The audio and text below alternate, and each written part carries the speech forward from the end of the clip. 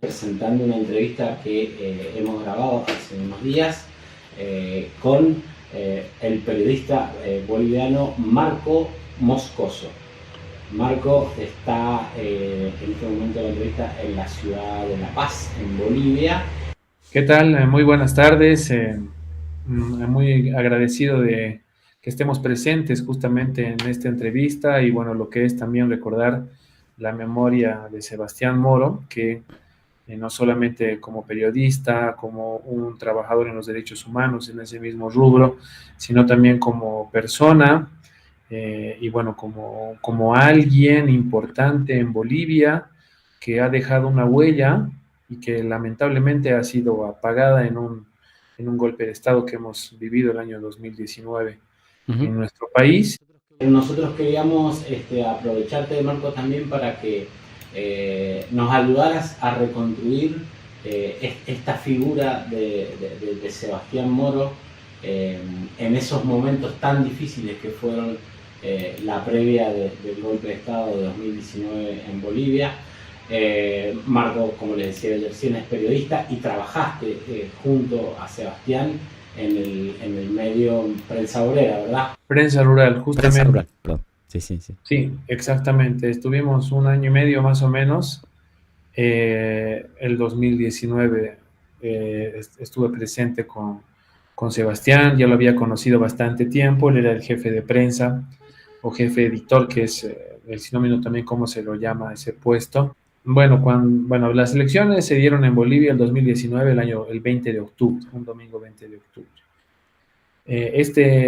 Esto ya armado, porque semanas antes se hablaba de un supuesto fraude que iba a haber y por lo tanto se convocaba a una desobediencia civil, ¿no?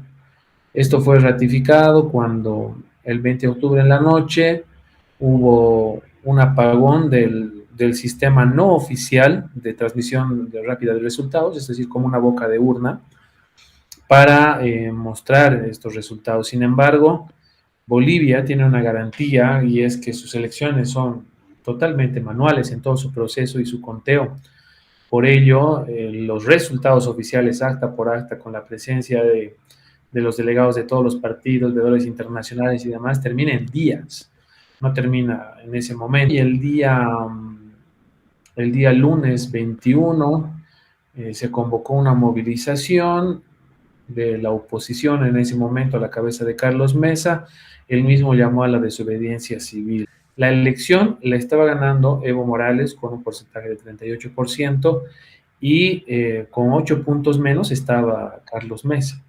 Entonces, en Bolivia hay un sistema de que para no ir al balotaje, o hay dos opciones, o pasas el 50% más uno, o tienes el 40% con un 10% de diferencia al segundo. Ahí es donde provocan toda esta movilización, se queman tribunales y a lo que recurre el gobierno en ese momento de Evo Morales es a decir, bueno, hagamos una auditoría, si es lo que está pasando, porque había insinuado los personeros de la OEA de que hubo un cambio drástico en la tendencia y eso nunca pasó. Había un ganador. Lo que se tenía que saber es si este ganador se consolidaba como primero o iba a haber una segunda vuelta. Sin embargo, empezaron a tergiversarse los resultados con temas de sistema, como si en Bolivia el voto todo fuera electrónico, y eso Claro. no era así. Al final, esto culmina en un hecho trascendental. Bolivia había aceptado, entonces por ahí había movilizaciones, no se habían, sobre todo en Santa Cruz había un foco muy fuerte donde además se centra lamentablemente un pequeño sector del racismo, el más grande de Bolivia, el pequeño en Santa Cruz, pero el más grande de Bolivia, que se estaba articulando y estaba bloqueando sobre todo la capital de ese departamento.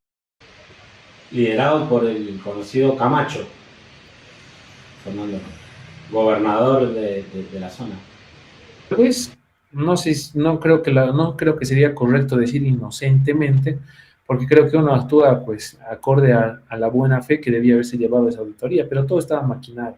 Uh-huh. El preinforme tenía que salir el martes 12 de noviembre.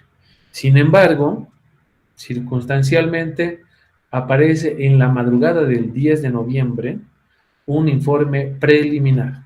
Y ahí determinaban de que habían sido manipulados los datos y que daban una figura, no le decían, pero daban una figura de que se había manipulado las elecciones. Entonces, eso concatenaba con lo que estaba pasando con lo que tú decías, Luis Fernando Camacho. El día jueves, el día martes en realidad, es el martes 5 de noviembre, él dice en 48 horas va a haber una sorpresa en Bolivia. No le salió el cálculo y luego dijeron el viernes, en 48 horas se va a ir del Palacio Morales y va a volver la Biblia al Palacio. La Biblia. Exacto, dicho y hecho, eso pasó porque... Marco, es importantísimo este dato que nos das porque este es simbólico, digamos, este carácter simbólico que adquiere la Biblia va a ser importante durante todo el proceso, ¿cierto? Incluso hoy, enseguida vamos a charlar, pero Marco nos adelantaba que sigue esta presencia de la Biblia oponiendo, si se quiere, la doctrina católica, etcétera, a el concepto de la pluriculturalidad que hoy está en Bolivia después del proceso moral. Camacho cayó por su propia boca meses después porque él mismo en declaraciones en una reunión y él manifestó en Santa Cruz no iba a pasar nada, fue mi padre el que arregló con los policías y militares para consolidar, tomar el poder. Entonces confesó el golpe de Estado, porque justamente las movilizaciones, como te digo, podían haber durado meses y no hubiera pasado nada, porque no es que hubo una insurrección y eso bajo el gobierno nunca sacó a una represión contra estas manifestaciones. Jueves empiezan a amotinarse y le piden la renuncia al presidente ese domingo que sacan el informe preliminar. Hasta ese momento, el 10 de noviembre en la mañana, ya no le hacían parte de las Fuerzas Armadas, la Fuerza Aérea, ya no le daba parte al presidente constitucional, todavía que no había renunciado. Los presidentes de Cámara, de diputados y de senadores, estaban siendo amedrentados con sus familias para que renuncien. Y hay declaraciones de que querían crear un vacío de poder, porque según la Constitución en Bolivia, la única forma de que haya línea constitucional siempre tiene que ser recaer en un senador, en un diputado que sea de la fuerza mayoritaria, es decir, que se respete la voluntad popular de la mayoría. Entonces no había forma que el MAS entonces no esté en el gobierno, ¿no? Pasa todo esto y ahí es importante lo de Sebastián. Sebastián aparece, voy a ir desde la parte final. Sebastián aparece el domingo 10 de noviembre en su domicilio, prácticamente golpeado y con la necesidad de ser atendido en ese momento. ¿Qué había pasado? Yo hablé con Sebastián esa semana. Te estoy hablando de esto, pasó el domingo 10 de noviembre en la mañana, ¿no es cierto? Yo hablé con Sebastián en la semana, el día martes 4 de noviembre, ¿sí? Habíamos quedado en reunirnos el día sábado 9 para hacer una evaluación más o menos de lo que estaba aconteciendo. Y le pregunté si el día estaba bien. Yo ya no estaba trabajando en el periódico. Y la preocupación fue además mayor porque en esos días, el día viernes intervinieron la CESUTCB, donde se encontraba Prensa Rural, este medio campesino. De una forma muy violenta. Como la policía se había amotinado, no había pues quien resguarde a la sociedad civil. Entonces, estos grupos paramilitares de la Resistencia Juvenil Cochala, que habían tenido sus pequeños focos aquí en La Paz, así como la Unión Juvenil Cruceñista, que se había trasladado hasta la ciudad de La Paz también, estos grupos paramilitares estaban tomando instalaciones campesinas, indígenas, de sindicatos, amedrentándolos, o en este caso incluso violentándolos. Es el caso en ese momento del director de Prensa Rural, que termina amarrado a un árbol. Han debido ver esas imágenes, donde además le amenazan con sus hijos, lo señalan como terrorista, que le digan dónde estaban no sé qué cosas, destrozan todo en el interior Y en ese momento, Sebastián, pues, esa era la preocupación, que Sebastián, mira lo que tengo entendido acá, él tenía que llegar en ese día, el sábado, para, les habían manifestado de que iban a retirar algunos materiales, porque si es que quisieran tomar instalaciones, sobre Claro. todo los equipos de valor, las grabadoras, lo que para un periodista sí es muy valioso, puede parecer que no, las cámaras fotográficas y demás. No se acercó, y esto, bueno, lo sé ya por la familia, vio los movimientos y se fue a su casa. Pero en este trajín que se va a casa el día sábado, en la tarde, cuando habían grupos irregulares por las calles, Sebastián vivía en Sopocachi. Tenía que pasar sí o sí por la Plaza Baroa, acá cerca donde yo me encuentro también. Por la Plaza Baroa está el Tribunal Supremo Electoral, donde también habían manifestaciones de algunos grupos de estas personas, ¿no? Entonces había mucha violencia. No se encontró, según tengo entendido, el distintivo tampoco de Sebastián. Entonces, ¿qué lleva a pensar todo esto de Sebastián? Que en el trajín en el que fue golpeado, fue Claro. violentado, Y fue a buscar refugio escapando a casa. No, muy importante el dato que decís del distintivo, porque para un periodista, en esos momentos de tensión y violencia política, puede ser un salvoconducto hacia la vida, ¿no? Es decir, que lo último que haría un periodista en ese momento es perder el distintivo, perder su identificación como periodista, ¿verdad? Exactamente, ya lo que sería importante señalar, digamos, en una chaqueta como esta, acá estaba en claro. Prensa Rural, Radio Comunidad, eran dos medios, Radio Comunidad y Prensa Rural, pero aquí las organizaciones orgullosas de tener un medio obsequiaban sus parches, y también habían símbolos indígenas, huipalas, etcétera, ¿no? Uh-huh. Entonces, en ese momento, todo lo que tenía que ver con el MAS, que es decir, con lo popular aquí en Bolivia, con lo indígena, Claro. era motivo de persecución, ¿no? Uh-huh. Muchos periodistas, igual lo digo en mi caso, porque yo estaba en una plataforma comunicacional, tuvieron que recurrir a resguardarse, Claro. ¿no?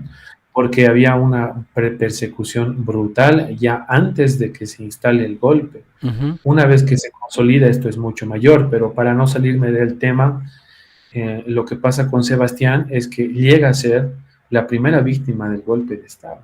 Mira. Porque amanece el 10 de noviembre, prácticamente muy dañado, muy afectado, necesitando emergencia, y bueno, luego un vecino lo ayuda, un amigo en realidad, perdón, cerca que vivía cerca de allá, para llevarlo a una clínica, y ahí el trato también fue muy malo. Uh-huh. En la clínica, y eso además porque están en los informes de la CIDH, del GIEI, que manifestaban los propios médicos: ahora que te salve el Evo, que te salve, que te salven ellos, ¿por qué lo vamos a hacer nosotros? O sea, era algo de no creer lo que estaba sucediendo. Personas que requerían atención médica por estar heridos.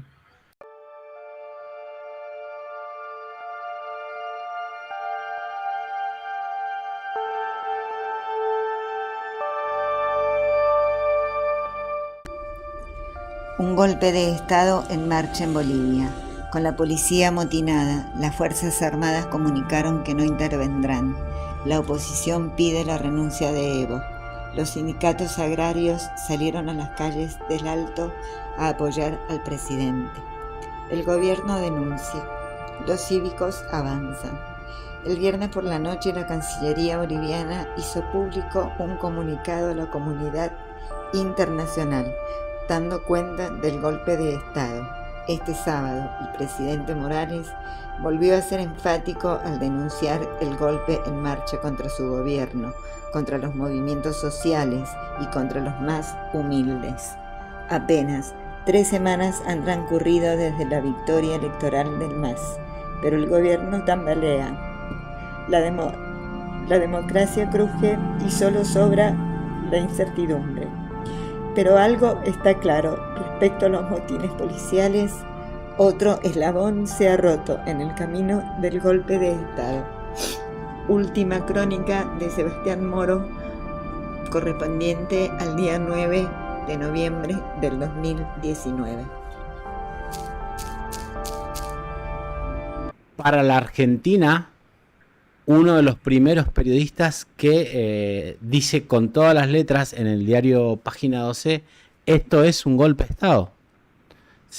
Él anuncia un golpe de Estado y seguramente estas fuerzas desestabilizadoras y que estaban atrás de este golpe de Estado tenían y tienen sus aparatos de inteligencia y sabían perfectamente quién era Sebastián Moro, que escribía para uno de los principales diarios de la Argentina y de Latinoamérica y que estaba diciendo con nombre y apellido lo que estaba pasando. Cómo también fue complementado, cómo fue integrado ese proceso por la acción, vos decías recién, de la Organización de Estados Americanos, de la OEA, con a la cabeza de Luis Almagro. Y lo otro que hemos conocido hace poco con detalle es en el libro de Ariel Basteiro, nuestro embajador, luego ahí en Bolivia, que había sido previamente, que es el contrabando de armas para la represión que realizó el gobierno de Mauricio Macri junto a Patricia Bullrich a Bolivia, y que fue parte de la represión que sobrevino al golpe de Estado y de este proceso de desestabilización, ¿no? Mira, es muy importante lo que señalas también para manifestar algo, y es que no se entiende cómo hubo la posibilidad de enviar armamento aquí al país para que consoliden ese golpe violento, porque hubo resistencia, por eso también hubo lamentablemente más muertes en las masacres, definidas así por el grupo interdisciplinario del GIEI, que tiene un informe además en Bolivia, además de la CIDH. Hablamos de Almagro, pero ni el mismo Almagro en su gestión va a poder negar el informe de la CIDH, que se dio el año 2019 gracias a Brau, aquí en Bolivia, y yo recuerdo esa parte, si hago un pequeño paréntesis. Sí. Yo recuerdo, ellos vinieron a fin de año, mira, no recuerdo si era en diciembre o finales de noviembre. Las masacres habían sucedido el 15 en Sacaba y el 19 en Sencata. Vinieron a la zona sur de La Paz. Entonces armaron en un hotel 5 estrellas para identificar qué es lo que había pasado. Fueron víctimas y el amedrentamiento ahí era brutal. Escuchó, a pesar de que no querían que lleguen las personas con los testimonios, él, por ver algunos videos, informaciones, recién subió al Alto y luego fue a Sacaba para ver para testificar lo que había ocurrido. Y gracias a eso se puede establecer primero un informe y luego se detalla todo lo que ha pasado, porque hay evidencias gracias a la presencia de la CIDH en esa ocasión. Esperaban manipularla, maniobrarla, ¿no? Eso como paréntesis, por un lado. Sí. Por el otro lado, te decía que bien, importante lo que mencionas, mejor dicho, en cuanto a esto de traer armamento, porque la familia de Sebastián se trasladó a la ciudad de La Paz cuando estaba en pleno lo que estaba sucediendo, el golpe de Estado, y con Sebastián en la clínica no había la posibilidad de llevarse a un periodista, un compatriota que necesitaba atención médica y que, como te digo, había amedrentamiento hasta en la clínica, ¿no? Y había desinformación hasta en la clínica.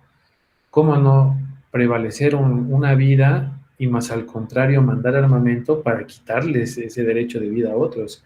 Es algo incomprensible y detestable del gobierno de Macri, la gestión de Bullrich, como en el puesto que estaba de seguridad y que creo que se mantiene hasta ahora. Y te digo que está totalmente impune. Se abrió una causa judicial acá, están los documentos que certifican todo esto, sin embargo, al día de hoy sigue impune, bueno, por este pacto de impunidad que tiene Macri con Milei y toda esta gente, ¿no? Y Sebastián estaba tomando también protagonismo dentro del diario, sobre todo en prensa rural, por el semanario, perdón, porque yo recuerdo hicimos sobre todo una muy importante, cuando habían vulneraciones a indígenas, hicimos un trabajo importante que está además en el documental Sí, que hizo María Laura Cali, que es importante de volver a verlo, sí, que tiene que ver con el caso Chuñavi, ¿no?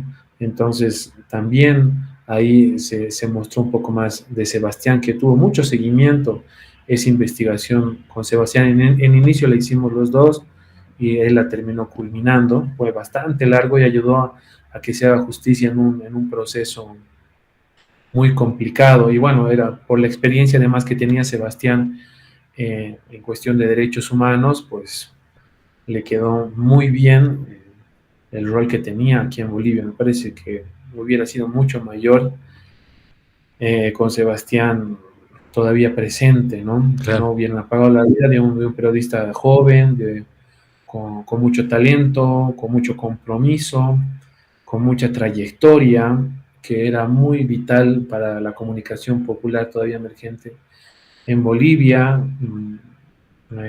Eso ha sido muy triste, y lo que queda es, lógicamente, por su memoria, por la de su familia, continuar en este largo camino que es la justicia, encontrar la justicia, que, bueno, si bien da para largo, es algo elemental que además él nunca hubiera dejado por alguien y lo hizo, ¿no? Es mejor dicho, nunca lo hizo, nunca dejó esa... Porque has hecho una muy buena reseña de lo que pasó, del rol que ocupó Sebastián en la comunicación popular y en este hecho tan miserable como fue el ataque de la derecha internacional, el complot de la derecha internacional que terminó con la democracia en Bolivia en ese momento.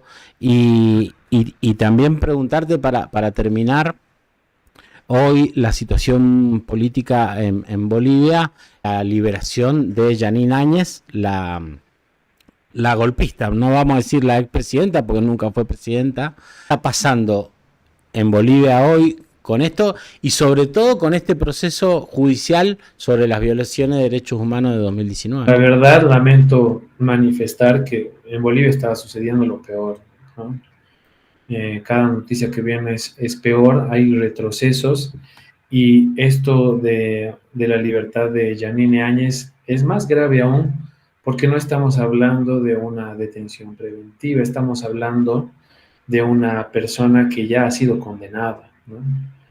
En primera instancia liberaron a Janine Áñez de un juicio que todavía estaba en curso, que era por Sencata y Sacaba, es decir, por las masacres, y tienen un hecho relevante, que es que ella tiene una condena por haberse autoproclamado.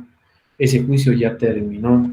El año 2022 recibió una condena y por ende será un antecedente elemental para continuar con este juicio, porque Janine Áñez, aún así estando en un gobierno de facto, firmó un decreto criminal que es el 4078.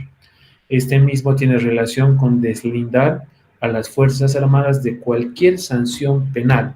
Eso significa carta libre para disparar. Una amnistía. Y eso es exacto, eso pasó el 15 de noviembre de 2019 y dio lugar a que pase en ese mismo día la masacre en Sacaba y luego el 19 de noviembre la masacre en Sencate. Claro. Entonces, pero el antecedente de la condena dice que ella no debería tener juicio de responsabilidades porque tomó de manera ilegal el poder. Claro.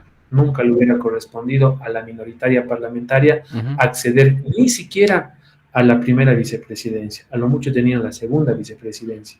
Es decir, no están en la línea constitucional. 39 familias, de las cuales no podrán volver a abrazar a sus hijos como sí lo está haciendo o lo hará Janine Áñez en las próximas horas, y que no se entiende ni siquiera cómo estas personas no pueden encontrar al menos justicia. Y es un mal antecedente un mal precedente para Bolivia, para la justicia de Bolivia, porque de aquí en adelante, ¿qué queda? O sea, claro, incluso una condena se va a poder anular. claro. Esa es la gran pregunta. Uno puede hacer lo que quiera, puede tomar el poder, puede asaltarlo, puede matar, puede hacer todo y no tiene y sale limpio. Es lo que está pasando ahora con Sí. Áñez, ha pasado con Camacho.